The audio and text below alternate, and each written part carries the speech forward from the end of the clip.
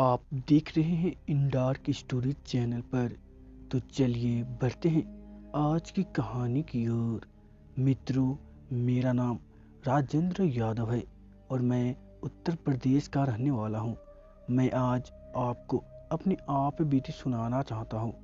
मैं Hindustan Unilever company में operator का काम करता हूँ। मेरा घर कंपनी से 10 किमी दूर है। मेरे पास एक बाइक जिससे मैं अपना घर से कंपनी और कंपनी से घर का सफ़र पूरा करता हूँ।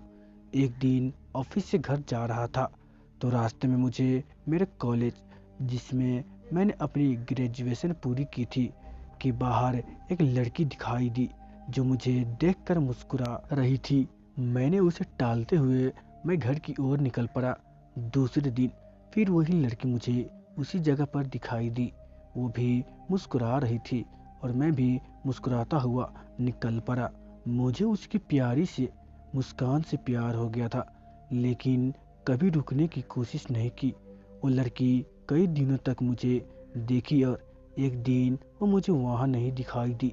मैं बेचैन हो गया, लेकिन मैं उसके बारे में कुछ नहीं जानता था और ना कभी बात की थी, इसीलिए उसका पता भी नहीं लगा सकता। वो लड़की कई दिनों तक मुझे दिखी और एक दिन वो मुझे वहाँ नहीं दिखाई दी।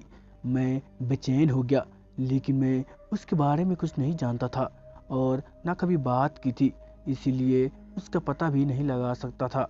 मैं कई दिनों तक उस लड़की के नहीं देखने से बेचैन रहा। कई बार तो मैं कंपनी से जल्दी निकलकर उसका इंतज़ार भी करता, पर वो मुझे नहीं दिखी। एक दिन मेरे मोबाइल पर किसी अनजाने नंबर से फ़ोन आया। मैंने फ़ोन उठाया तो एक लड़की बोली। उसने मेरा नाम पूछा और वो मुझसे बात करने लगी और बताया कि मैं वही लड़की हूँ जिसे तुम रोज़ बाइक से गुजरते हुए देखा करते थे। मैं अचंभित रह गया कि इसके पास मेरा नंबर कैसे आया और ये मेरे से क्यों बात कर रही है। लेकिन उसकी मीठी बातों ने इतना खो गया कि सब बातें भूल गया। एक दिन उसने मुझे कॉलेज के बाहर मिलने के लिए बुलाया। मैं और मेरा दोस्त हम दोनों बाइक पर उससे मिलने को गए, क्योंकि कभी मैं लड़की से अकेले नहीं मिला था तो घबरा रहा था। मैं और मेरा दोस्त जैसे ही कॉलेज के बाहर पहुंचे तो वहाँ वो लड़की कहीं पर भी दिखाई नहीं दी। मैंने काफ़ी फ़ोन लगाया, लेकिन फ़ोन स्विच ऑफ था। मैं घर लौट आया। घर में घुसते ही उसका फ़ोन आया तो मैंने गुस्से से कहा कि हम वहाँ पर आपका इंतज़ार कर रहे थे, आप क्यों नहीं आई। तो उसने कहा कि तुम अपने दोस्त को क्यों साथ लेकर आए थे, मुझसे अकेले में मिलने आना। मैंने कहा ठीक है। अगले दिन सुबह सुबह मैंने उसके फ़ोन लगाया, लेकिन उसकी मम्मी ने फ़ोन उठा लिया। मैं एक बार तो डर गया, लेकिन कॉलेज के प्रोजेक्ट का बहाना कर उससे बात करने को उसकी मम्मी से कहा। उसकी मम्मी ने कहा, पागल हो गए हो क्या, प्रिया को मरे तो 3 महीने हो चुके हैं।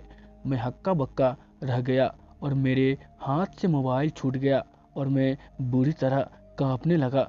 मैंने सोचा कि जिस लड़की को देख रहा था और जिससे मैं बात कर रहा था वो एक आत्मा थी। मुझे फिर भी विश्वास नहीं आया।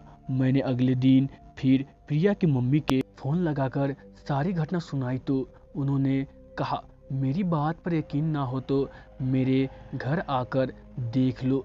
मैं प्रिया के घर गया तो प्रिया के फ़ोटो पर माला लगी थी। उसकी माँ ये घटना सुनकर भावुक हो गई, लेकिन उस दिन से मैंने अपनी वो सिम निकाल कर फेंक दी और नए नंबर ले लिए और फिर कभी फ़ोन नहीं आया। लेकिन आज भी मैं अनजान नंबर से अक्सर सहम जाता हूँ।